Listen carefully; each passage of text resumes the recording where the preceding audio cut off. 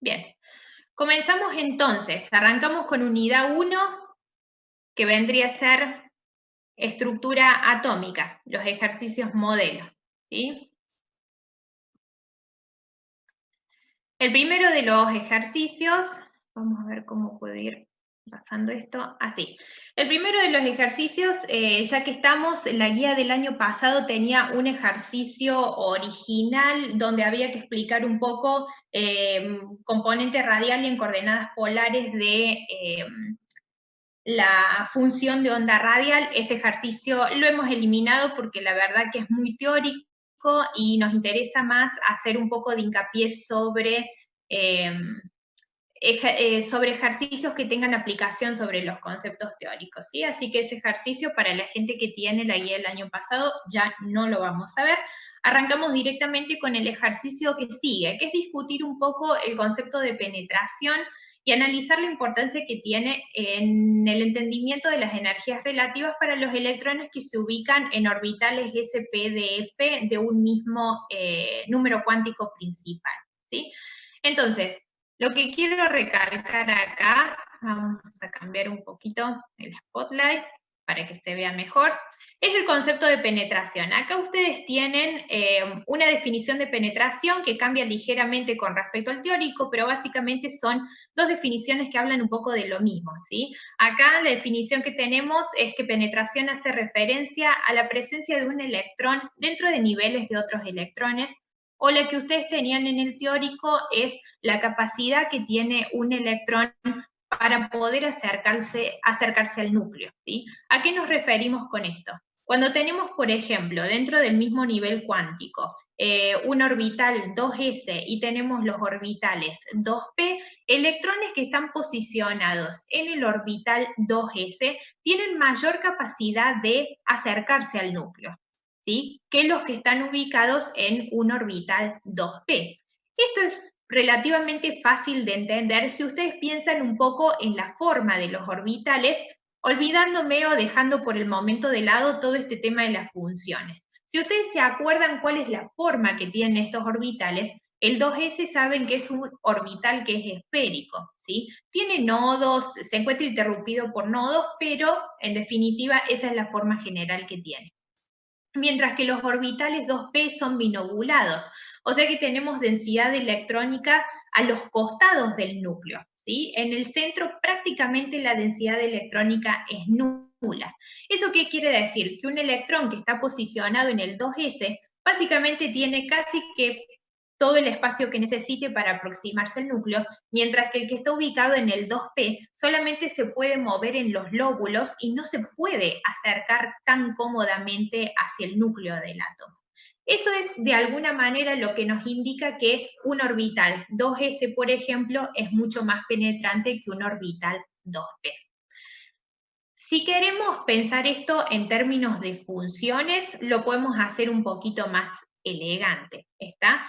Me gustan más un poco las funciones que les ha puesto el profe en el teórico, así que vamos a tratar de ir para allá. A ver si lo puedo encontrar. Clase 1, penetración, ¿sí? ¿Por qué me gustan más estas funciones? Porque acá justamente podemos comparar varios orbitales diferentes, ¿sí? Entonces, ¿qué vemos acá? Acá vemos una gráfica de lo que sería la distribución radial en el orbital en función de la distancia hacia el núcleo. Entonces, miremos, por ejemplo, qué pasa si comparamos distintos números cuánticos principales. Si yo tengo un electrón posicionado en el orbital 1s, fíjense que la función tiene, en este caso, un máximo absoluto que es bastante próximo al núcleo. ¿Esto qué quiere decir? Que la probabilidad de encontrar a un electrón en este orbital cerca del núcleo es bastante elevada, ¿sí? ¿Cómo se traduce eso en términos de penetración? El orbital 1s es un orbital muy penetrante porque tenemos electrones que pueden acercarse fácilmente al núcleo. ¿Qué pasa cuando yo lo contrasto, por ejemplo, con el orbital 2s? Es cierto que el orbital 2s tiene un máximo relativo que está cerca del núcleo, pero fijémonos en el máximo absoluto. ¿sí? Que me indica la máxima probabilidad de encontrar al electrón. Para este orbital, los electrones en el 2s normalmente se encuentran a una distancia r, si quieren llamarla, ¿sí? 5 si vemos esta escala que está acá, normalmente están a esa distancia del núcleo, ¿sí? Y no se acercan muy seguido al núcleo. ¿Estamos? Entonces, si yo tengo un orbital, un electrón en el orbital 2s, va a pasar mucho más tiempo a una distancia r del núcleo que bien cerca del núcleo. Por lo tanto, cuando yo los comparo, digo que el orbital 1s es más penetrante que el orbital 2s. De la misma forma, extendemos el razonamiento a la comparación con el 3s, por ejemplo, que nuevamente, si bien tiene dos máximos relativos cercanos al núcleo, la mayor probabilidad está a una distancia superior que el 1s o el 2s. ¿Está? O sea que los electrones en el 3s van a pasar su mayor cantidad de tiempo en esta zona. No se acercan tanto al núcleo. Por lo tanto, el 3s es menos penetrante que el 2s, que a su vez es menos penetrante que el 1s. Entonces, ¿cómo impacta esto en cuanto a energía? Quiere decir que a medida que yo aumento mi número cuántico principal, mis orbitales se vuelven menos penetrantes. ¿Y esto qué quiere decir? Que los electrones pasan su mayor cantidad del tiempo relativamente lejos del núcleo. Por lo tanto, están menos enlazados, ¿sí? Y si están menos enlazados, recuerden que eso para nosotros significa una mayor energía y por lo tanto una menor estabilidad relativa, ¿sí? Entonces, una mayor energía y una menor estabilidad relativa. Entonces, a medida que aumento el número cuántico principal, lo que sucede es que se produce un aumento de la inestabilidad o un aumento de la energía, ¿sí? Bien, que no me muestre el chat. Tengo una pregunta, pero no alcanzo a verla, no sé por qué. Ah, estamos. Profe, ¿el 3S no debería ser más penetrante que el 3D y el 3P? Pregunto por el segundo gráfico. Perfecto. Ahora vamos a ver qué pasa entonces cuando mantenemos el número cuántico principal y nos movemos de subnivel, que es lo que está preguntando justamente Nazarena, ¿sí? Vamos a ver qué pasa con el 3, ya que tenemos todos juntos acá en la misma gráfica. Miremos, el 3S, antes veíamos los máximos absolutos, ahora quiero llamarle su atención a los máximos relativos, ¿sí? Que van a empezar a importar cuando nos movemos de subnivel. Para el 3S tenemos un máximo relativo que está bien próximo al núcleo, ¿sí? Estamos por acá. Cuando nos movemos al 3P, también tenemos un máximo relativo próximo al núcleo, pero fíjense que está un poco más lejos que el máximo relativo del 3S. Y el 3D ya directamente no tiene un máximo relativo cercano al núcleo. ¿Eso qué quiere decir? Que si bien las zonas de mayor probabilidad de encontrar al electrón, tanto en 3S como en 3P como en 3D, se encuentran lejos del núcleo, el orbital 3S tiene un máximo relativo cerca del núcleo. Eso quiere decir que en algún determinado momento el electrón perteneciente al 3S puede acercarse lo más que quiera hacia el núcleo. Algo similar pasa con el 3P. Un electrón posicionado el 3P en algún determinado momento puede acercarse un poquito más al núcleo, ¿sí? Por supuesto, no tanto como el electrón posicionado en el 3S. ¿Está? Y un electrón posicionado en el 3D puede acercarse como máximo al núcleo cuando se encuentre en esta zona, ya que acá no tenemos ningún máximo relativo. Por lo tanto, si yo miro los máximos relativos ahora, en función de eso yo puedo decir que el 3S resulta ser más penetrante que el 3P, que resulta ser más penetrante que el 3D. Entonces, la conclusión, analizando para un mismo número cuántico principal distintos subniveles, es exactamente la misma a la que habíamos llegado hace unos momentos. Cuando aumenta el número cuántico azimutal, que corresponde a los subniveles, los electrones se acercan menos al núcleo, por lo tanto se encuentran menos enlazados y tienen entonces mayor inestabilidad o mayor energía, como ustedes quieran verlo, ¿sí? Así, si nos vamos directamente a la pregunta del ejercicio, si aumenta dentro de un mismo número cuántico principal el número cuántico azimutal, ¿sí?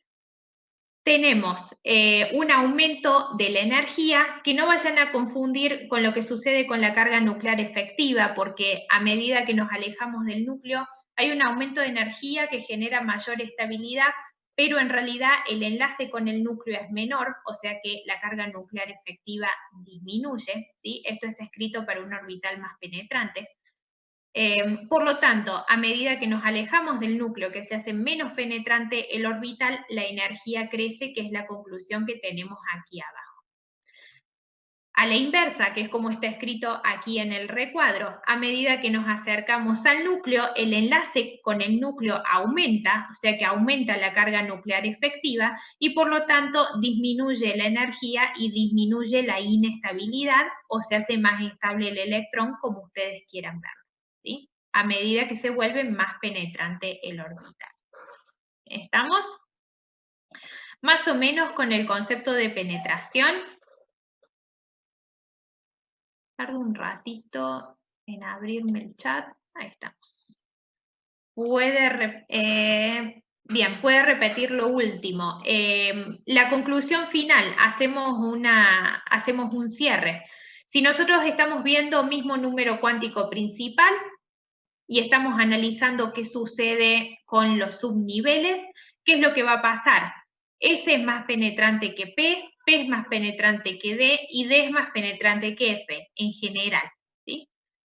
¿De dónde sacamos eso? Analizando un poco el tema de las distribuciones radiales en función de la distancia al núcleo, ¿sí?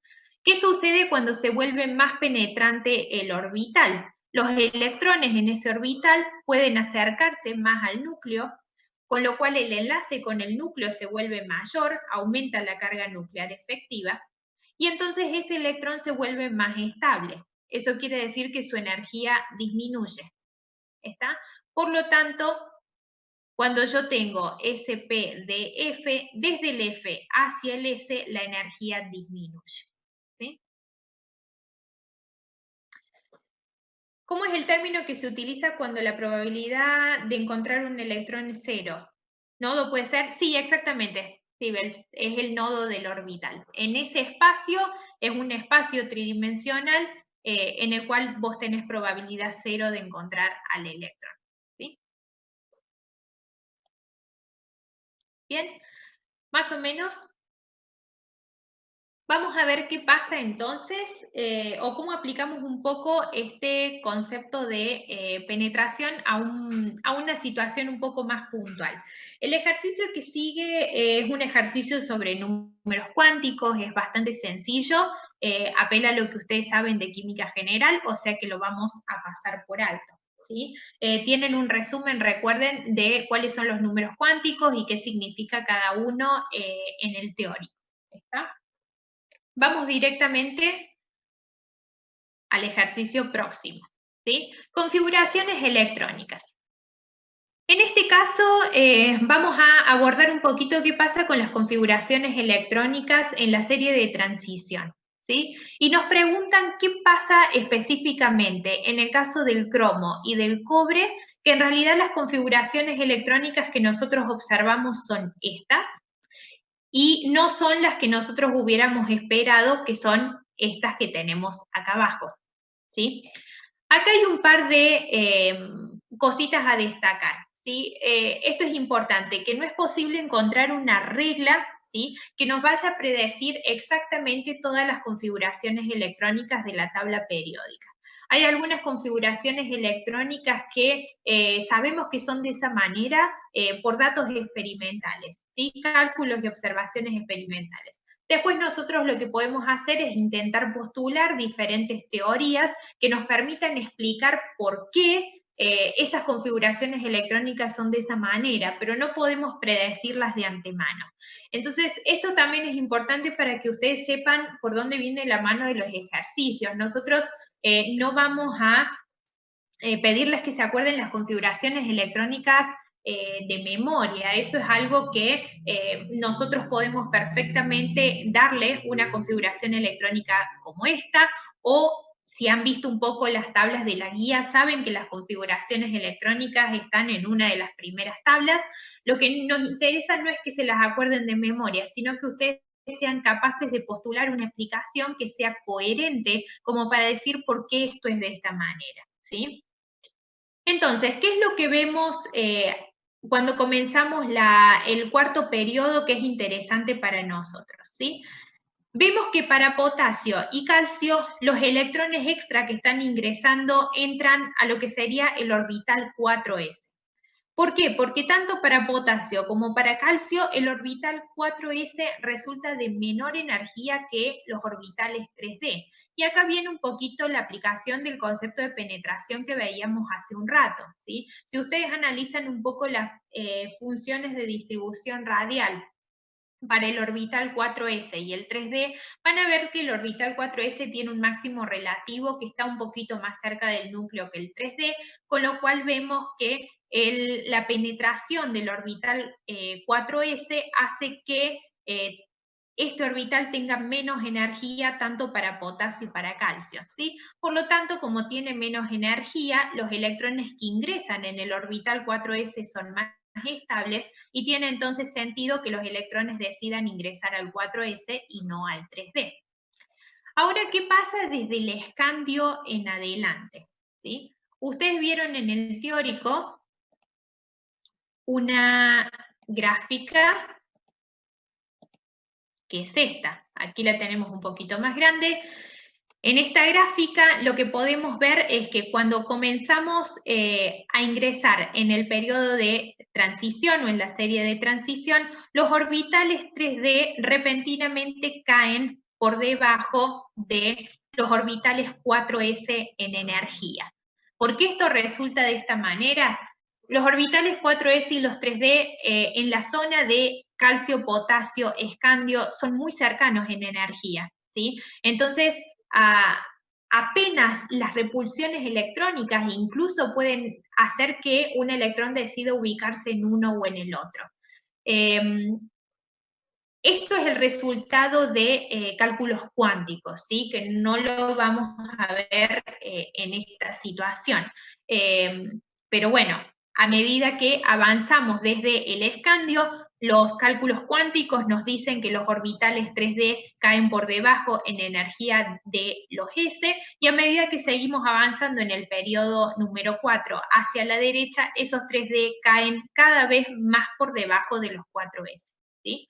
Entonces, en la serie de transición, de repente, desde el escandio en adelante, cuando nosotros tenemos que decidir dónde va a ingresar ese nuevo electrón, va a ingresar en el orbital 3d primero y luego se van a comenzar a llenar los 4s. ¿Por qué? Porque como los 3d son de menos energía, el electrón está más estable, está más cómodo, ubicado en un orbital 3d. ¿Sí? Bien. Veamos qué pasa entonces en detalle con las configuraciones electrónicas. Miremos el escandio. El escandio tenemos kernel de argón 3d1, 4s2, ¿sí? En este caso, ustedes me van a decir, pero profe, acaba de decir que se llenan primero los 3D. Y es correcto, se llenan primero los 3D. En este caso, la configuración resultante puede aparentar que se llenan primero los 4S, pero esa no es la situación que se da. En realidad, el electrón nuevo entra en el orbital 3D, pero como la diferencia energética entre 3D y 4S es tan pequeña, la repulsión que tenemos en el orbital 3D hace que el electrón salte al orbital 4S. ¿Sí? Y la configuración resultante que tenemos es esta que observamos acá. ¿Sí? Recuerden que el orbital 4s es un orbital que tiene mayor tamaño porque estamos hablando de un nivel energético superior, por lo tanto la repulsión se siente menos en el 4s que en el 3d. ¿Sí? Con talio, el otro electrón ingresa en el 3D, para vanadio ingresa en el 3D porque ya el 4s está lleno, o sea que ¿sí? No me quedó otra opción, los electrones ingresan acá porque son los orbitales de menor energía y directamente ahí se quedan. ¿Sí? Después tenemos cromo, que de repente, en lugar de tener 2 en el 4s, tenemos 1 y tenemos 5 ubicados en el 3D. ¿sí? ¿Qué es lo que pasa acá?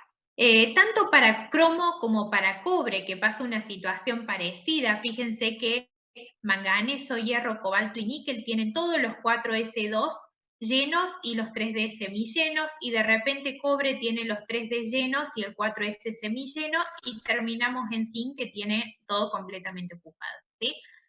Para cromo y cobre, definitivamente hay una estabilidad extra en este tipo de configuraciones electrónicas que hacen que estos elementos decidan mantener esta configuración frente a la que nosotros hubiéramos esperado en el caso de cromo, por ejemplo, 3D4, 4S2, ¿sí? Hay algunas bibliografías que intentan explicar esto diciendo que hay una cierta estabilidad extra relacionada a un orbital 3D semilleno o a un orbital 3D completamente lleno.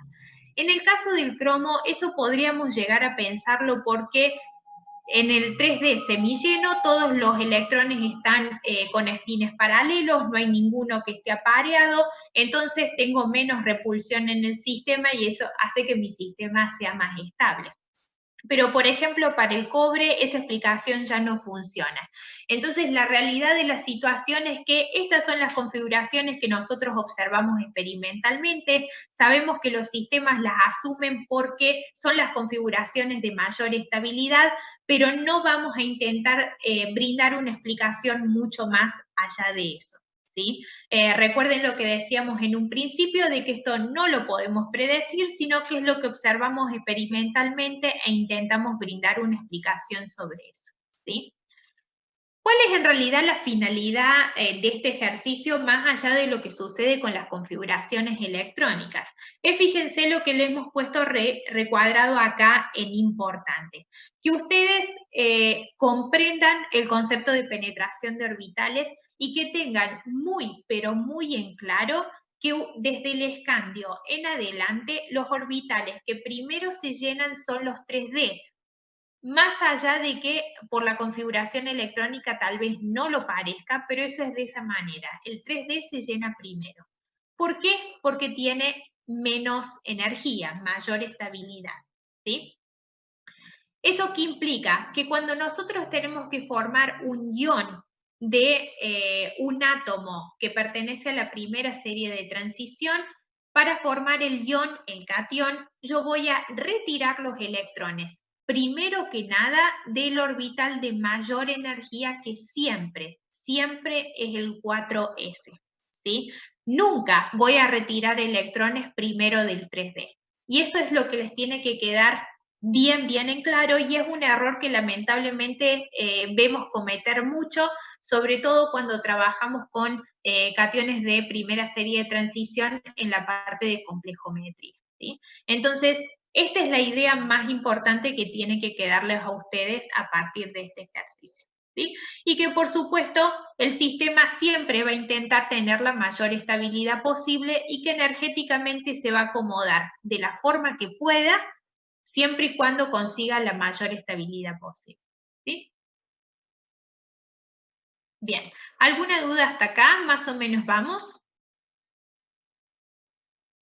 Bien, seguimos entonces. Muy bien.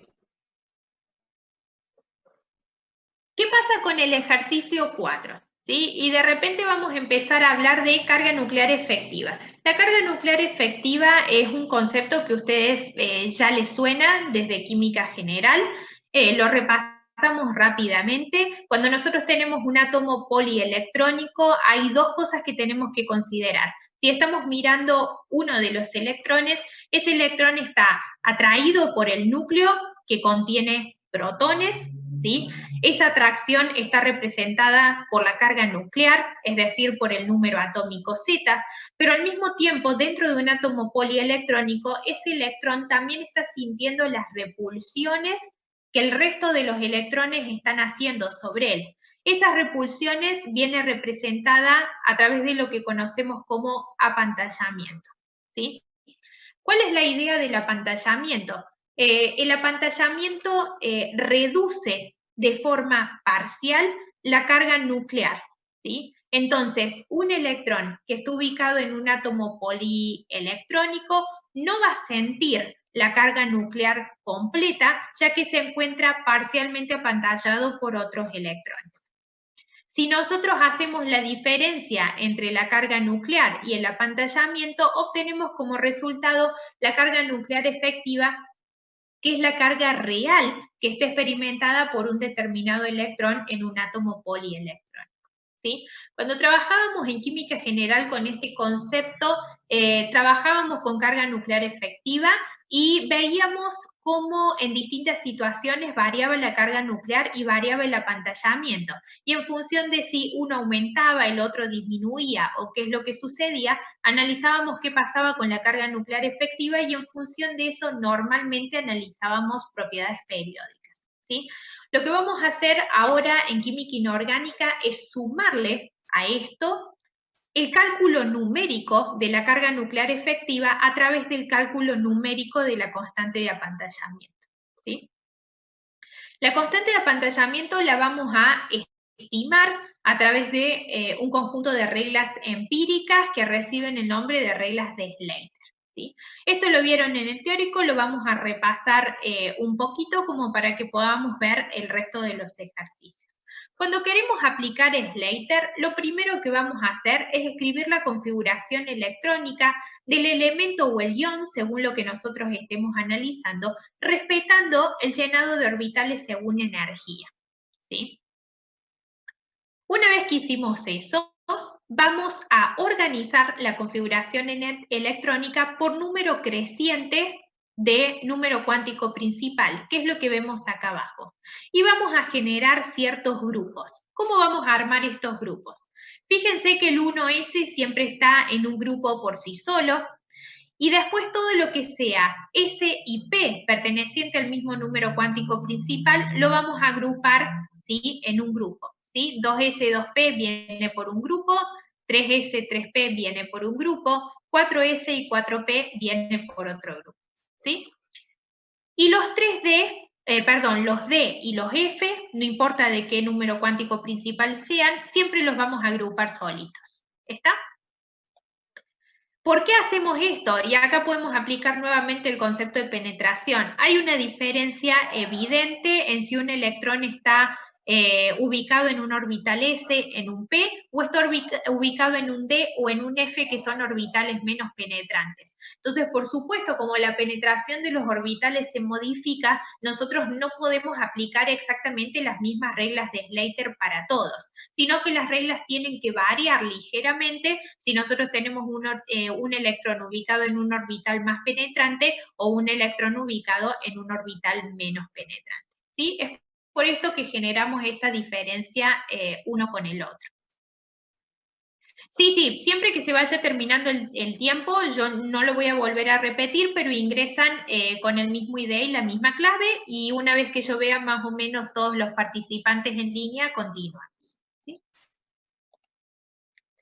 Bien, una vez que tengo estos grupos armados, ¿qué es lo que vamos a hacer? Supongamos que yo quiero determinar el apantallamiento que sufre un electrón ubicado en el orbital 4p.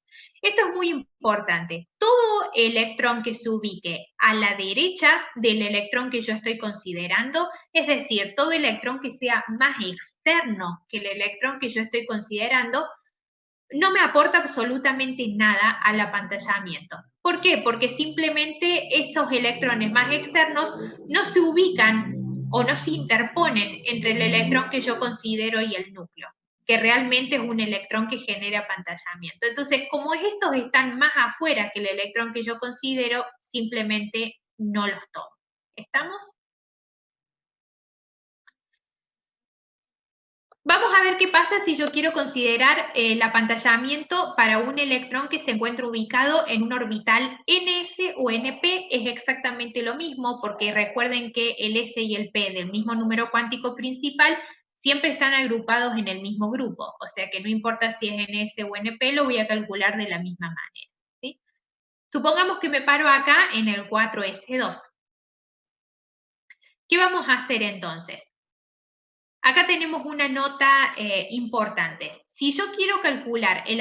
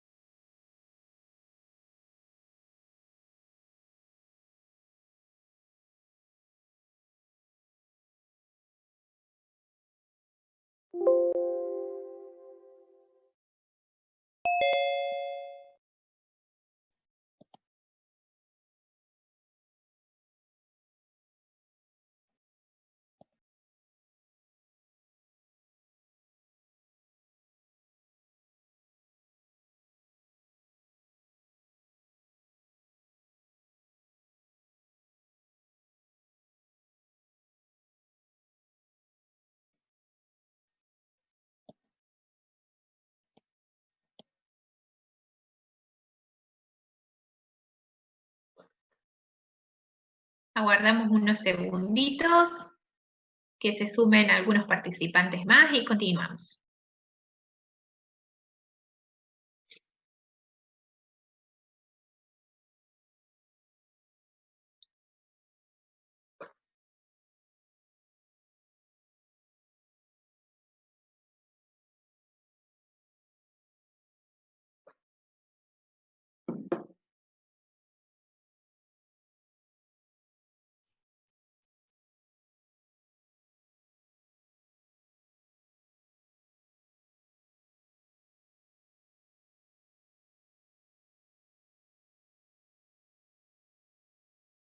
Bien, estamos más o menos en 73, así que seguimos, ¿sí? Les decía, esta notación es importante. Si yo estoy queriendo calcular el apantallamiento de un electrón 4s, fíjense que acá en este orbital yo tengo dos electrones. Uno es el electrón que le estoy queriendo calcular el apantallamiento. Y el otro es el electrón con el cual se encuentra pareado. El electrón que yo estoy analizando, el electrón que está bajo análisis, al que yo le estoy calculando el apantallamiento, ese electrón no lo voy a considerar. Ese es el electrón bajo análisis, ¿sí? Por lo tanto, si yo tengo que decir, dentro de este mismo grupo, ese electrón bajo análisis, ¿tiene alguien que lo apantalle?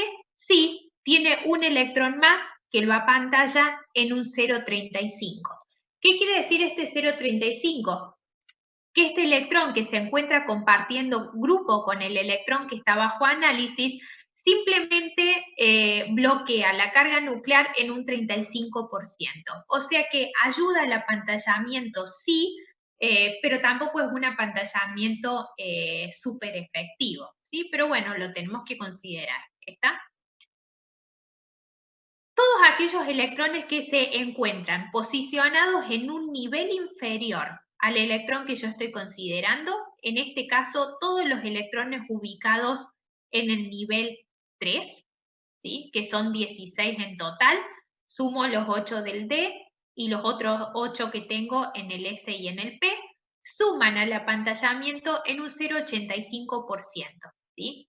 En un 0,85. ¿Qué quiere decir? Que estos electrones están bloqueando en un 85% la carga nuclear. Fíjense que el apantallamiento que generan estos electrones ya es considerablemente más efectivo que el apantallamiento que genera el electrón con el cual se comparte grupo, ¿sí?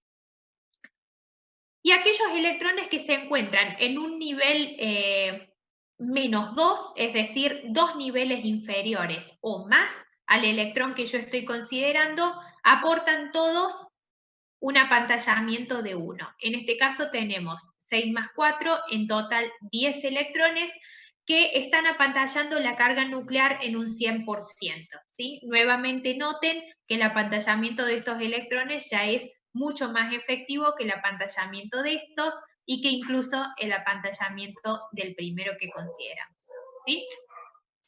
La suma de todos estos valores, 10 por 1, 16 por 0,85 y 1 por 0,35, me va a dar como resultado el apantallamiento.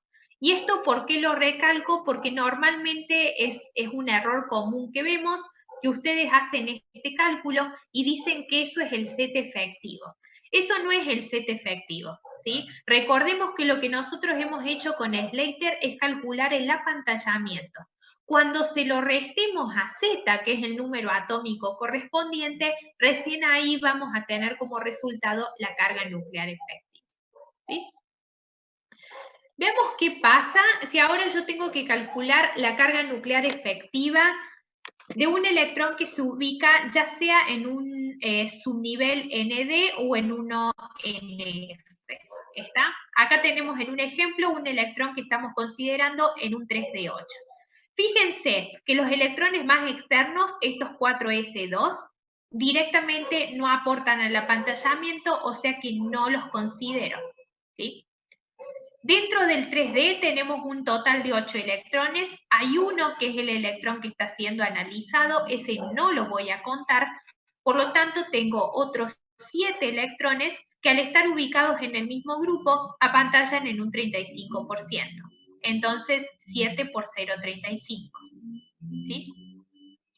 Y volvemos a usar acá el concepto de penetración que aprendimos al principio. Como el orbital 3D es un orbital menos penetrante que 1s o 1p, por ejemplo, ¿qué va a pasar? Cualquier cosa directamente que esté a la izquierda de ese orbital 3D, cualquier electrón, no importa si pertenece al mismo nivel o a niveles más bajos, ¿sí? Cualquier electrón directamente ya va a aportar en un apantallamiento del 100%. ¿Sí? Vuelvo a repetir, ¿por qué pasa esto? Porque el 3D es un orbital menos penetrante, entonces cualquier electrón que se interponga entre el 3D y el núcleo me va a generar un apantallamiento que va a ser considerablemente efectivo. ¿Sí? Entonces, si yo ahora sumo 18 por 1 más 7 por 0,35, voy a obtener como resultado el apantallamiento total y cuando se lo reste a Z, voy a obtener la carga nuclear efectiva para un electrón ubicado en 3D8. ¿Sí? Bien. ¿Alguna duda entonces hasta acá con aplicación de reglas de Slater o vamos bien? Perfecto. ¿Sí? Veamos entonces algunos ejemplos de aplicación. El ejercicio 5 en la parte A nos pide calcular la carga nuclear efectiva para el último electrón en los siguientes átomos. Último electrón. ¿Sí? Entonces arrancamos por algo simple, no los vamos a hacer todos porque queremos que a ustedes le queden algunos de práctica. Tienen por supuesto los resultados de la unidad, o sea que si no llegan al valor que nosotros les publicamos, pueden escribirnos por consulta. ¿Sí? En el caso del flúor, escribimos configuración electrónica, en este caso la escribimos por llenado de energía y directamente ya nos queda ordenada por número cuántico principal. Vamos a poner el 1s agrupado por sí solito y luego tenemos 2s y 2p que van a entrar en un mismo grupo. ¿Sí? La carga nuclear efectiva va a ser el Z del flúor, que es igual a 9, menos el apantallamiento que va a ser estimado por reglas de Slater. Si nosotros queremos calcular el apantallamiento del último de los electrones, entonces me voy a parar en un electrón que está en este grupo, ¿sí? Mis electrones totales son 5 más 2, 7. Hay uno que está bajo análisis, entonces no lo cuento. Por lo tanto, lo que me van a quedar son 6 electrones que en el mismo grupo aportan un 0,35. Más, y como este es un electrón ubicado en un S o P, entonces los electrones que están un nivel más abajo, que en este caso son 2, van a aportar 0,85. Resolvemos esta cuenta y nos da como resultado una carga nuclear efectiva de 5,2. ¿Sí? Veamos qué pasa en el caso del bario, donde la configuración electrónica es un poquito más larga. Acá lo que tenemos es la configuración electrónica escrita, ¿sí? Que bueno, acá lo estoy viendo, no es el mejor del, bueno, sí, no es el mejor de los casos por orden de energía, porque a mí me gustaría que el 3D aparezca antes del 4S, por lo que estuvimos viendo hace un rato, pero bueno, en definitiva esta configuración electrónica es la que resulta cuando ustedes aplican regla de las diagonales, ¿sí? O sea que no hay problema. Ese ejercicio, ¿dónde lo encuentro? ¿Dónde lo encuentro? ¿Dónde, Nazarena? Sería, te indico, es el ejercicio 4, la parte A. ¿Sí? O 5A, se me cambian, o 5A porque de la guía del año pasado, ¿sí? De la guía vieja, exacto.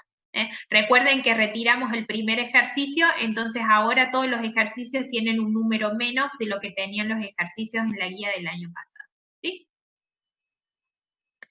Bien, ¿qué hacemos con el bario? Entonces escribimos configuración electrónica utilizando reglas de las diagonales si ustedes quieren, ordenamos por número cuántico principal y armamos los grupos como estuvimos viendo. 1S por sí solo, 3D por sí solo, 4D por sí solo y 6S por sí solo, ¿sí? Porque no tengo más, no tengo el 6P, ¿está? Después tenemos 5S, 5P en un mismo grupo, 4S, 4P en un mismo grupo, y lo mismo con 3S, 3P y 2S, 2P. ¿Sí?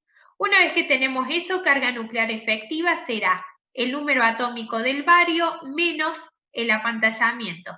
El apantallamiento por regla de Slater lo estimamos de la siguiente manera. Como el electrón considerado está en un orbital S, el electrón con el cual comparte grupo, ¿sí? Que va a ser uno solito porque el otro es el electrón bajo análisis, aporta 0,35. Más los electrones que se encuentran un nivel más abajo serían los electrones del nivel 5. Tenemos 6 más 2, 8. Estos aportan 0,85.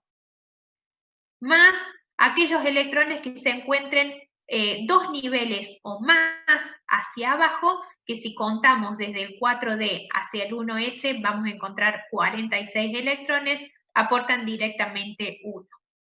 Resolvemos el cálculo de reglas de Slater, nos da 53,15, se lo restamos a Z y obtenemos como resultado la carga nuclear efectiva de 2,85. Profe, ¿ese tipo de llenado de los orbitales ocurre solamente en el orbital 3D o en los orbitales D en general? Volvamos a ver si lo podemos ver. Nosotros lo vamos a trabajar en general en los orbitales 3D y los orbitales 4S, porque para análisis de este tipo nos vamos a mover básicamente con primera serie de transición.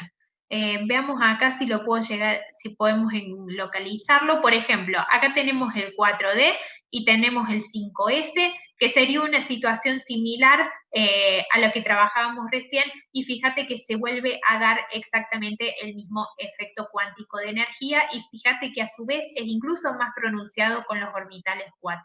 ¿Está? O sea que independientemente de la serie de transición que vos consideres, el fenómeno va a estar. Lo que pasa es que normalmente vamos a hacer referencia a 3D y 4S porque en general trabajaremos con elementos de la primera serie de transición. ¿Sí?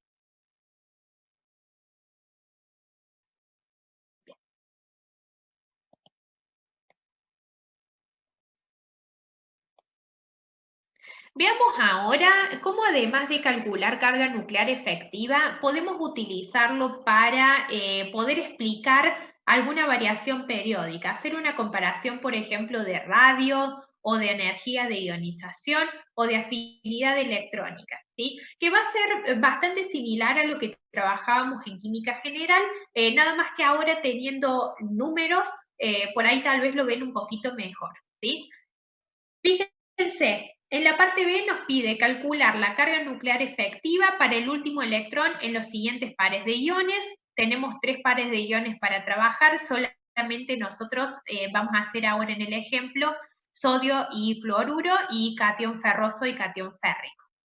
Y nos pide explicar con los resultados obtenidos la variación en los radios iónicos en cada caso. Para ejercicios que nosotros veamos tipo parcial o tipo examen final, siempre que les pidamos algún cálculo va a ir acompañado de algún razonamiento teórico. Nunca el ejercicio va a ser solamente calcule esto. Siempre la idea va a ser que ustedes puedan hacer alguna deducción o armar alguna explicación a partir de esos resultados numéricos, ¿sí? Entonces, acá tenemos, por ejemplo, el sodio. Fíjense lo que hemos hecho. Escribimos configuración electrónica del átomo neutro y como queremos calcular carga nuclear efectiva para el catión sodio, lo que hacemos es perder el electrón más externo y nos quedamos con la configuración electrónica que vemos acá, que es una configuración de capa cerrada, ¿sí? Recién ahora que yo tengo la configuración del catión, hacemos el análisis sobre el último de los electrones. ¿Por qué recalco esto? Porque por ahí veía en las consultas que hacían el análisis sobre el último electrón de esta configuración, que es este, pero recuerden que si yo quiero analizar catión sodio, este electrón ya lo perdí, o sea que voy a analizar un electrón del grupo 2s2p. Z va a ser Z del sodio, eso se mantiene 11, menos apantallamiento por reglas de Slater. En este grupo tenemos 6 más 2, 8 electrones. Le resto el electrón que está bajo consideración y me queda 7 por 0,35, ya que estamos dentro del mismo grupo. Un grupo más abajo, porque estoy trabajando en un S o un P, me aportan directamente 2,85. Resuelvo esta cuenta y lo que me queda es una carga nuclear efectiva de 6,85. Fíjense que si yo calculo carga nuclear efectiva para el último electrón del átomo neutro, que sería este, la carga nuclear efectiva que me queda es 2.2. Entonces, ¿qué pasó cuando yo perdí un electrón? Cuando perdí un electrón, hubo una disminución en el apantallamiento y por lo tanto un aumento en la carga nuclear efectiva. ¿Sí? Fíjense que pasamos de 2,2 a 6,85. Al haber un aumento en la carga nuclear efectiva, evidentemente la nube electrónica en el catión sodio está mucho más atraída hacia el núcleo y lo que vemos es entonces una contracción de la especie que vendría a reflejarse en una disminución del radio. ¿Sí? ¿Por qué hay un aumento tan grande de 2,2 a 6,8? Bueno, simplemente vemos en la configuración electrónica que al haber perdido el electrón justo 3s y pasar a una configuración de capa cerrada, esta configuración es tan estable que la carga nuclear efectiva que sufren estos electrones es muy elevada. ¿Sí? Esto ustedes lo pueden encontrar en el teórico. En el teórico el profe se los menciona como que cuando perdemos un electrón disminuyen las repulsiones en la nube electrónica y entonces eso hace que los electrones estén más enlazados hacia el núcleo y lo que vemos es una disminución del radio. ¿Sí? Es otra forma de comentar un poco todo esto que estamos viendo acá en valores numéricos. ¿Sí? ¿Qué pasa con el flúor? Nuevamente tenemos configuración electrónica del átomo neutro. Acá cuidado, queremos armar anión fluoruro, por lo tanto lo que va a pasar es que vamos a ganar un electrón. Entonces sumamos un electrón acá y la configuración resultante es 1s2, 2s2, 2p6, que es configuración de capa cerrada. ¿Sí? Analizamos carga nuclear efectiva del último de los electrones, va a ser Z del flúor, que es 9, menos apantallamiento aproximado por Slater. Acá tenemos 6 más 2, 8, resto el electrón bajo análisis y me queda 7 por 0,35 en el mismo grupo. Como estoy analizando un electrón en un grupo SP, un nivel más abajo van a aportar 0,85. Resuelvo el cálculo matemático y me queda una carga nuclear efectiva de 4,85. Si yo lo comparo con la carga nuclear efectiva del átomo neutro, que es 5,2, vemos qué sucedió. Cuando ganamos un electrón, ¿sí? Hubo un aumento del apantallamiento y eso se refleja en una disminución de la carga nuclear efectiva. ¿Sí? ¿Por qué? Porque el Z se mantiene constante porque siempre estamos hablando del mismo elemento, ¿sí? A pesar de que sea el neutro o un ion derivado de ese elemento, el Z no se modifica, ¿sí? Entonces, como hubo una disminución en el Z efectivo, la nube electrónica está menos enlazada al núcleo, entonces está más difusa, por así decirlo, y lo que tenemos es un radio mayor para la especie, ¿sí? Para la especie aniónica. Nuevamente, esto lo pueden volver a encontrar en el teórico como que cuando se suma un electrón, aumentan las repulsiones, se hace más difusa la nube electrónica y por lo tanto lo que tenemos es un aumento en el radio. ¿Sí? Podemos hacer una comparación extra en este ejercicio y podemos, ¿por qué no?, comparar qué pasa entre el anión fluoruro y el catión sodio. ¿Por qué los podemos comparar? Es relativamente sencillo porque si ustedes se fijan, ambos terminan exactamente con la misma configuración electrónica de capa cerrada, ¿sí? La cual va a corresponder al neón. ¿Estamos? ¿Qué quiere decir? Que anión fluoruro y catión sodio son isoelectrónicos. ¿Estamos? Tienen la misma cantidad de electrones. Con la misma cantidad de electrones, ¿qué va a pasar? Voy a tener exactamente el mismo apantallamiento, ¿sí? Entonces, la carga nuclear efectiva, al tener el mismo apantallamiento, va a depender exclusivamente del valor de Z. Si Z es más grande, Z efectiva será más grande, y si Z es más chico, Z efectivo será más chico. Por lo tanto, si yo comparo Z del flúor, que es 9, con el Z del sodio, que es 11, como el sodio tiene un mayor Z e igual apantallamiento, tendrá por lo tanto un mayor Z efectivo. Al tener un mayor Z efectivo, tendrá entonces un menor radio de lo que tiene el anión fluoruro. O sea que podemos incluso hacer una comparación cruzada si quisiéramos, ¿sí? No solamente comparar con la especie neutra. Veamos qué pasa en el segundo de los casos, ferroso con férrico. Este es un ejemplo de comparación clásico, lo hemos trabajado en química general. ¿Qué tenemos acá? Ya no les presento el cálculo por Slater, me parece que está bastante bien explicado. Acá en los ejercicios modelo es una cuestión ahora de que ustedes tienen que realizar ejercicios como para poder practicarlos, ¿sí? Pero no salimos de esto. Así que les presentamos directamente los resultados. La carga nuclear efectiva para catión ferroso es 6.25 y para férrico es 6.6. Entonces, si nosotros vamos a comparar, ¿qué pasa en este caso? Catión ferroso tiene una carga nuclear efectiva que es inferior. ¿Qué quiere decir? Que la nube se encuentra menos atraída hacia el núcleo o está más difusa, como ustedes quieran mencionarlo. Por lo tanto, el radio para la especie ferroso es mayor que el radio para el catión férrico. ¿Sí? Pueden hacer acá una comparación entre el anión oxígeno 2- y el anión sulfuro. ¿Estamos?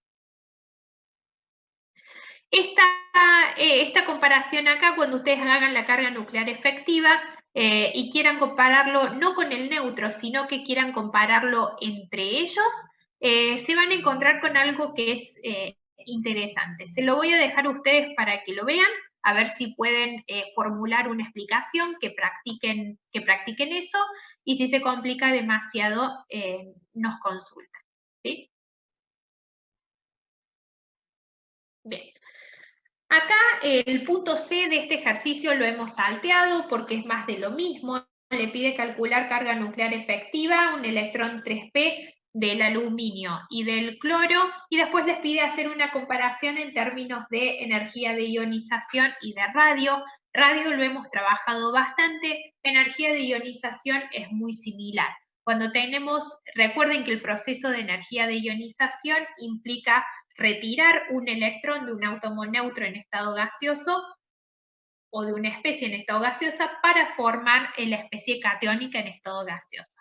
Si nosotros tenemos una carga nuclear efectiva que es mayor, evidentemente los electrones están más enlazados hacia el núcleo, entonces el proceso de ionización me va a costar mayor energía, ¿sí? Y eso es lo que ustedes deberían más o menos ver.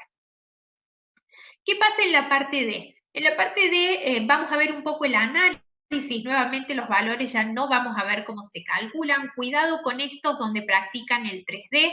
Recuerden que para el 3D tenemos 0,35 para los que pertenecen al mismo grupo y cualquier cosa por debajo directamente aporta 1. ¿Sí? Cuando calculamos Z efectivo para un electrón en un 3D, ya el 0,85 directamente desaparece del cálculo. ¿Sí? Tengan eso en cuenta. ¿Qué pasa? Para calcio y para potasio, acá no está la tablita completa, me voy a ir directamente a los resultados como para que podamos analizarlo acá. Esto es lo que ustedes tienen subido a autogestión. Veamos que para potasio y para calcio obviamente no hay un cálculo en un electrón 3D porque no hay electrones en ese orbital, mientras que para escandio en adelante vamos a hacer un cálculo tanto para el electrón 4s como para un electrón 3D. ¿Qué es lo interesante que podemos ver acá? Fíjense, podemos hablar de por qué los electrones se ubican en los en los orbitales 3D antes que en los orbitales 4s, que es lo que veíamos hace un rato en el ejercicio 3, ¿sí? Fíjense, para escandio, Z efectivo en un electrón en un orbital 4s es el mismo que para un electrón en un orbital 3D. ¿Esto qué quiere decir? Que al electrón del escandio, ¿sí? Medio que le da lo mismo, entrar en el 4s o en el 3D, ¿está? Termina entrando en el 3D por una cuestión de efectos cuánticos, pero a su vez eventualmente termina siendo promovido por repulsiones electrónicas al 4s, que es lo que veíamos hace unos momentos, ¿sí? Pero fíjense, esto recalca la idea de que 4s y 3D para la serie de transición están tan próximos en energía que algo muy, pero muy chiquito como un fenómeno de repulsión electrónica puede hacer que un electrón prefiera entrar en uno o en el otro, ¿sí? A medida que avanzamos en la serie de transición, hablábamos hace un rato que los 3D caen más por debajo en energía de los 4S, ¿sí? Veamos qué pasa con la carga nuclear efectiva. Fíjense, para un electrón que entre en un 3D, la carga nuclear efectiva empieza a ser consistentemente superior a la carga nuclear efectiva en el 4S. ¿Eso qué quiere decir? Que un electrón ubicado en el 3D está más enlazado al núcleo, está más estable y por lo tanto prefiere ingresar en un orbital 3D de menor energía antes que en un orbital 4S. ¿Sí? O sea que acá los cálculos de carga nuclear efectiva un poco reflejan esto que estábamos hablando de que los cálculos cuánticos nos arrojan que los orbitales 3D caen por debajo en energía de los 4S. ¿Sí? Se ve un poquito reflejado acá en un cálculo muy sencillo. ¿Sí? Y esa es un poco la explicación de resumen que tienen aquí abajo. ¿Está? Y era la idea del ejercicio explicar el llenado de los orbitales utilizando este concepto. ¿Está? El punto que sigue, que es el E, nuevamente más de lo mismo, por lo tanto no lo vamos a ver en detalle. Nos pide calcular carga nuclear efectiva de un electrón 3D del cobre y un electrón 3D del zinc. Ahí practican un poquito más cálculo de carga nuclear efectiva para un electrón en un D. Y analizar los resultados obtenidos. ¿A qué se refiere con analizar los resultados obtenidos? Sobre todo en función de una cuestión de radio. No sé si ustedes se acuerdan que en el teórico el profe les mencionó que los radios disminuyen, ¿sí?, de izquierda a derecha en la tabla periódica porque hay un aumento en el periodo de carga nuclear efectiva. Pero ¿qué pasa en la zona de transición? El radio, si bien disminuye, no lo hace considerablemente, ¿sí? Y esto tiene que ver con que las cargas efectivas que ustedes, nucleares efectivas que ustedes calculen, les van a dar más o menos parecidas. Entonces, ¿qué está pasando en este caso? De izquierda a derecha hay un aumento del Z, o sea que aumenta la cantidad de protones en el núcleo, pero al mismo tiempo los electrones que nosotros estamos analizando están en el 4S y están bastante bien apantallados por los electrones más internos, ¿sí? Sobre todo a medida que nos acercamos a tener los 3D cada vez más llenos. ¿Está? Entonces, si bien Z aumenta, el apantallamiento aumenta también, y entonces eso hace que el radio permanezca prácticamente constante porque se está compensando el apantallamiento con el aumento de protones en el núcleo. ¿Sí? Entonces, a eso se refiere un poquito con el análisis de los resultados en función de Z efectivo. ¿Sí? Bien, ¿cómo vamos hasta ahora? ¿Vamos bien? Bien. Seguimos entonces. Muy bien. Si hay algo que no está quedando claro, me escriben por el chat y yo enseguida paro, porque notarán, hay gente que ya me conoce y se ha acostumbrado un poco a la forma de dar clase, pero soy de mucho hablar, de unir un concepto con el otro. Me gusta que ustedes relacionen, porque eso es lo que les pedimos en los exámenes. Pero bueno, cuando la situación es cara a cara, yo normalmente me doy cuenta si ustedes están muy perdidos, entonces paro y vuelvo, pero acá como estoy enfrentando la computadora no puedo darme cuenta, así que avísenme ustedes, ¿sí? El ejercicio número 5. Muy bien.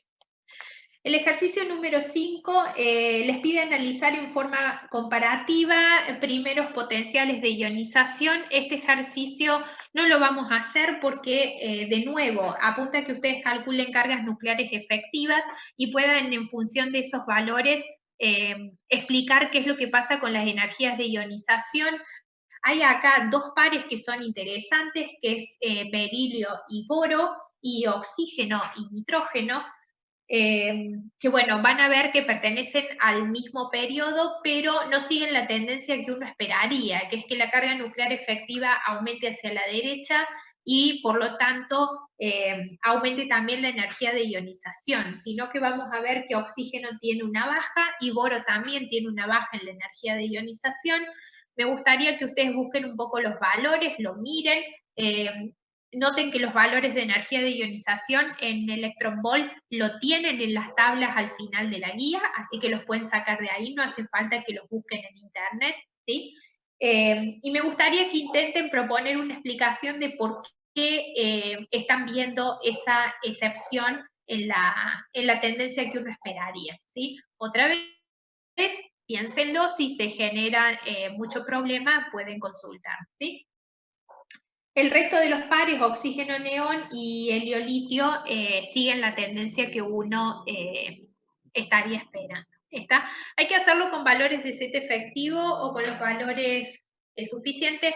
Melissa, a mí me parece que estaría interesante como que para que practiquen el cálculo de set efectivo y que puedan hacer una buena relación, que busquen los valores de energía de ionización y que además calculen el set efectivo del último electrón y que en función de eso miren bien qué es lo que está pasando. Y te digo por qué.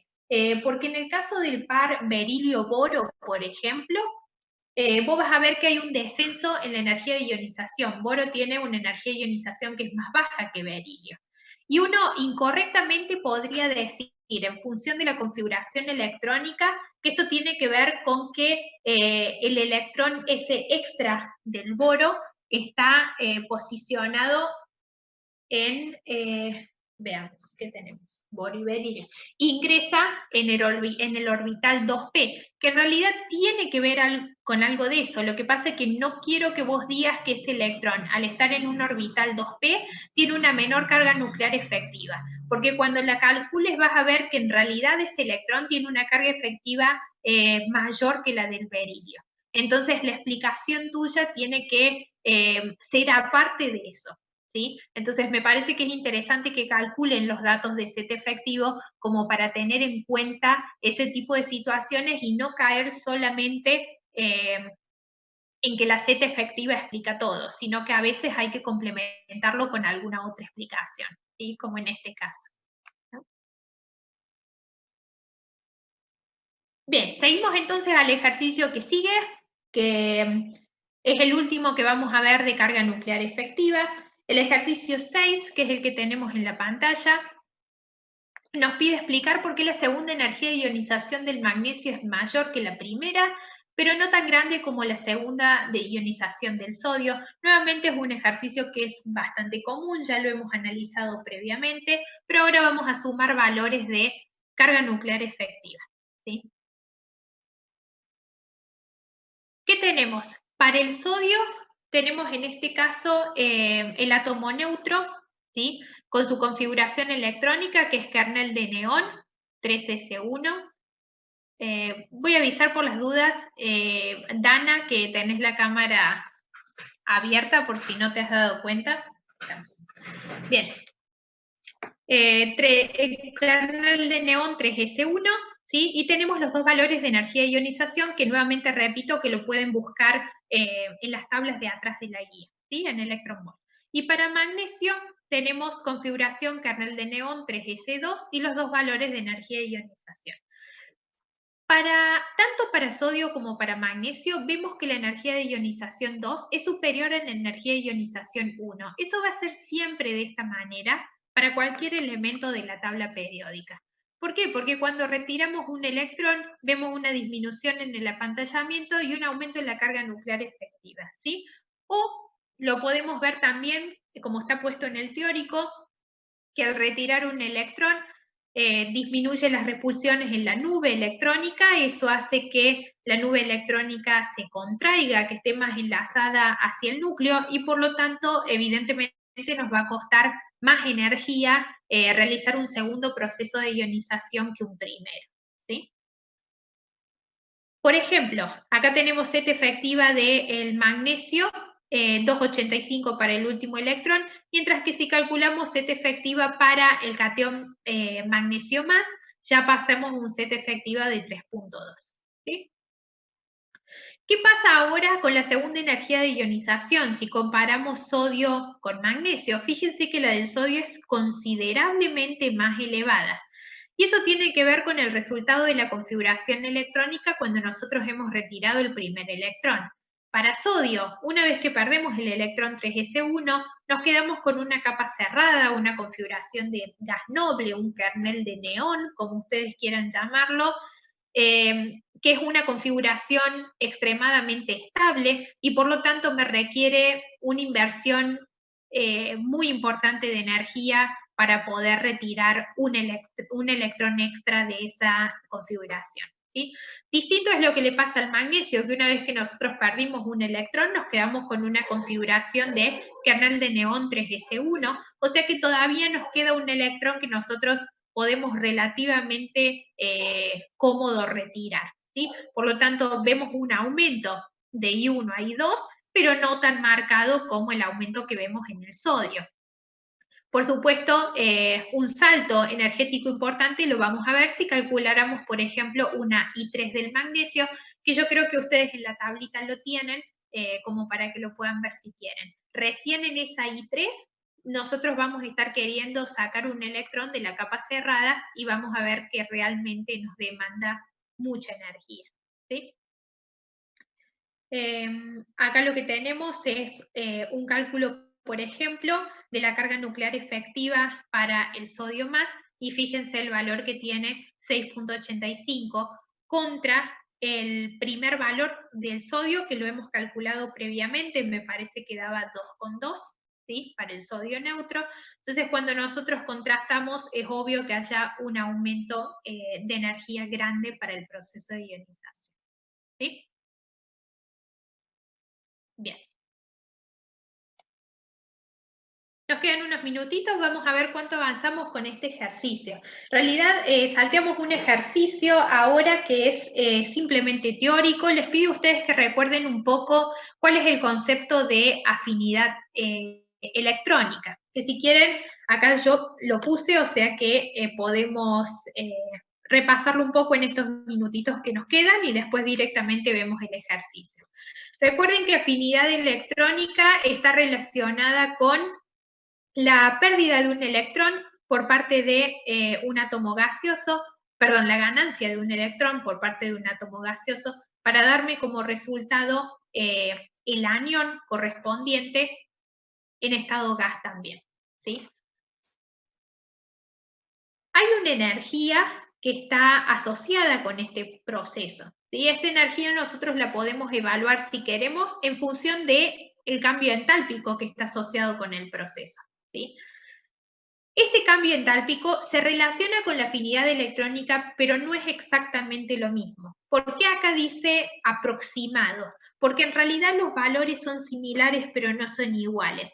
¿Por qué? Por una diferencia en realidad de la temperatura que está considerando el proceso. El delta H, como normalmente está trabajado en condiciones estándar, está considerado una temperatura de los 298 Kelvin, mientras que el proceso o la definición de afinidad electrónica, la temperatura que considera es 0 Kelvin, ¿sí? Entonces, los valores son parecidos, pero no son exactamente lo mismo, por eso acá hay un signo aproximado. Y otra cosa que es importante es que hay una diferencia en el signo, es decir, positivo o negativo, del cambio entálpico en relación con la afinidad electrónica. ¿Sí? ¿A qué se debe esta diferencia? Se debe a la energía que tiene la especie neutra con respecto a la energía que tiene su anión. ¿Está? Voy a cortar acá porque si no, menos de un minuto se me corta la conexión y después ya no me voy a acordar dónde tengo que retomar. ¿Sí?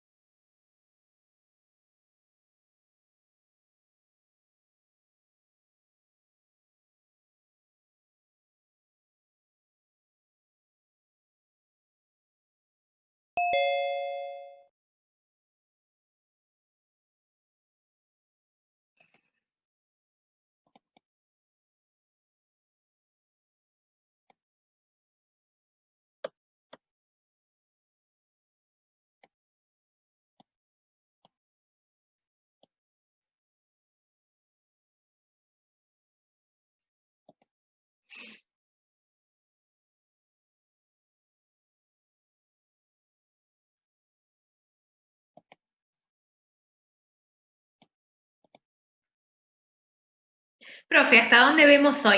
La idea es que tenemos hasta las 9:30, así que vamos a terminar esta unidad. Si quieren, hacemos en realidad capaz que nos convenga esperar hasta el próximo corte. Vamos a avanzar hasta el próximo corte con la unidad número 2. Y si quieren, ahí cuando viene el próximo corte podemos tomarnos unos 10 o 15 minutitos de descanso y ahí retomamos. Tendríamos que terminar con los primeros ejercicios de la unidad 2, que vendría a ser las consideraciones energéticas, o sea, Born-Haber y Borlandé, ¿sí? Hasta ahí vamos a llegar, la parte estructural no la vamos a ver porque nos queda directamente para la clase que viene. ¿Puedes repetir lo de los signos? Sí, Florencia, ahí retomamos, ¿está? Bien, ya somos varios participantes, entonces directamente retomábamos en lo que estaba diciendo. Además de que hay una pequeña diferencia numéricamente entre delta H y afinidad electrónica, también hay una diferencia con respecto a los signos, ¿sí? ¿Y esto de dónde viene? Tiene que ver con la energía de la especie neutra en comparación con la energía de la especie aniónica.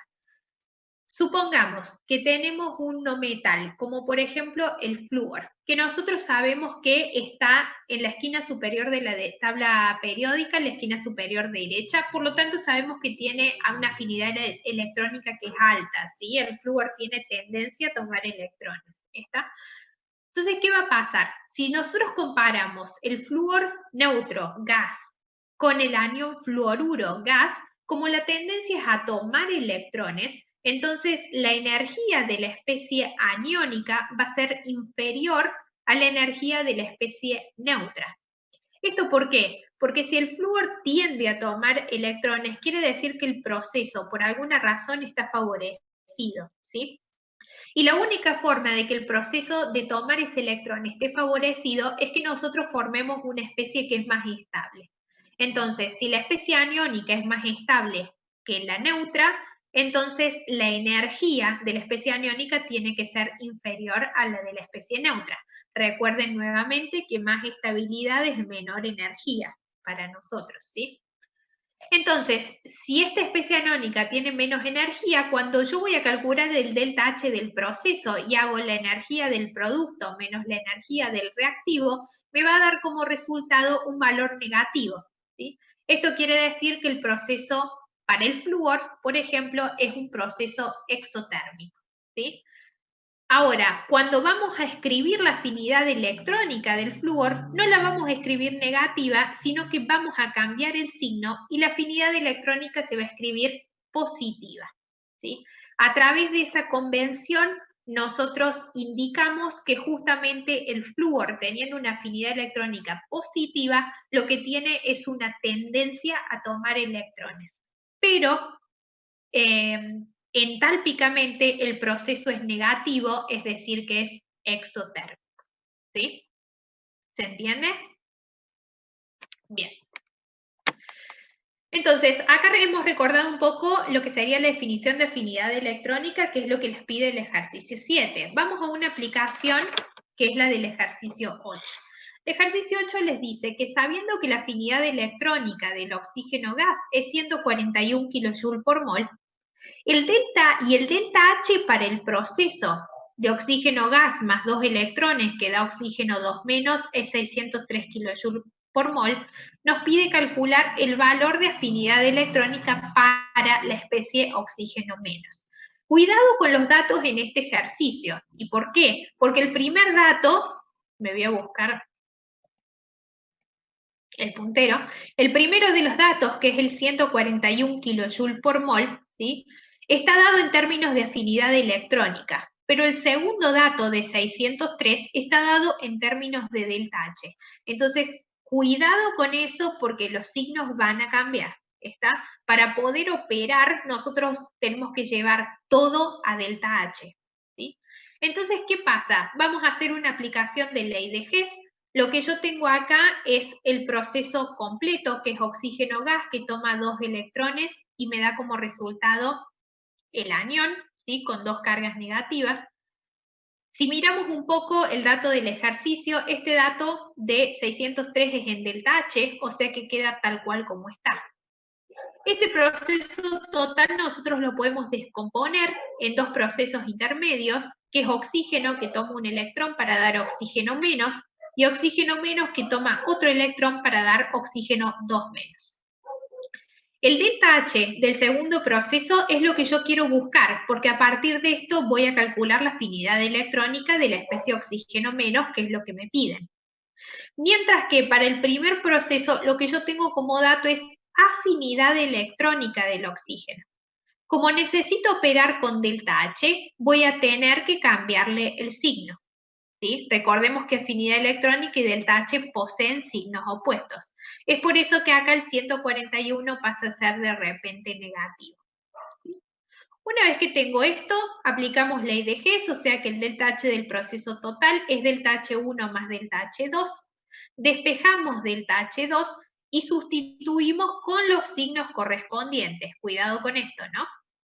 Tenemos el signo del despeje, tenemos el signo del delta H, menos por menos se hace más, y nos queda como resultado este valor.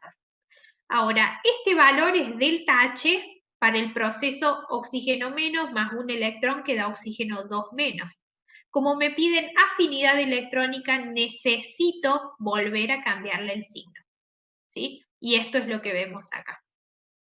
Si queremos hacer una comparación con un valor experimental, tenemos que es bastante parecido. ¿Sí? Recuerden que acá, si ustedes quisieran, pueden calcular un error relativo, que ya lo hemos trabajado en química general, siempre y cuando tengan un error relativo inferior al 5%, obtenemos que la aproximación es bastante buena. ¿Sí? Bien, veamos entonces qué pasa con el último ejercicio, que es otra vez una aplicación de afinidad electrónica. Nos dice, teniendo en cuenta que la máxima longitud de onda que puede expulsar un electrón de un ion litio menos, para conseguir la formación de un átomo de litio neutro es 2000 nanómetros. Nos pide calcular la afinidad electrónica del litio. Este ejercicio no es difícil, pero va y viene bastante con los signos, o sea que presten atención. ¿Tá? El proceso para el cual nosotros tenemos el dato es este, que dice litio menos, más energía, expulsa el electrón y me genera litio, el átomo neutro en estado gas. Esta energía que requiere este proceso viene dada por una radiación que tiene una longitud de onda de 200 nanómetros. Acá es bastante fácil, esto lo hemos visto también un montón de veces ya. ¿Sí? Si tenemos la longitud de onda, lo que podemos hacer es calcular frecuencia utilizando C igual a lambda por nu. ¿Sí? Y después que sacamos la frecuencia, podemos calcular la energía con la ecuación de Planck. ¿Sí? O podemos directamente sustituir las dos ecuaciones en una sola, que es lo que tenemos aquí. Reemplazamos, por supuesto, cuidado con las unidades, tenemos que pasar los nanómetros a metros y obtenemos como resultado el valor de la energía en Joule. Como nosotros nos piden afinidad electrónica en kilojoule por mol, ya podemos hacer un cambio inmediato donde estos Joule, que son para un átomo de litio menos, directamente los multiplicamos por el número de Avogadro y obtenemos como resultado el valor en kilojoule por mol. ¿Sí? ¿Qué es lo que significa este valor? Este valor sigue siendo el valor de la energía relacionado al proceso original, pero lo que a mí me están pidiendo, ¿sí? El proceso de interés, es la afinidad electrónica del litio, que en realidad es el proceso opuesto al que estábamos analizando hace un rato, ¿sí? Tenemos litio gas más un electrón que da litio menos, ¿sí? Como es el proceso opuesto, ¿sí? Lo que yo voy a hacer es calcular el delta H relacionado a litio gas, que toma un electrón y me da litio menos. El valor es el mismo, lo único que va a pasar es que tiene que haber un cambio de signo, porque se invirtió la ecuación. Por lo tanto, damos vuelta el signo de delta H. ¿Sí? Pero ahora, como a mí me piden afinidad electrónica y no me piden delta H, lo que va a pasar es que este valor voy a tener nuevamente que invertirle el signo, porque tenemos que recordar que afinidad electrónica tiene signo opuesto a delta H. Entonces, en definitiva, la afinidad electrónica con la que terminamos es positivo 59,83 kJ por mol, que si ustedes quieren compararlo con los valores experimentales que están en la tabla final de la guía, pueden utilizar la conversión que también está al final de la guía entre electronvolt y joule o kilojoule, y entonces modifican las unidades y obtienen la afinidad electrónica del litio en electronvolt por mol. Y así lo pueden contrastar con el valor experimental, que fíjense que está bastante parecido.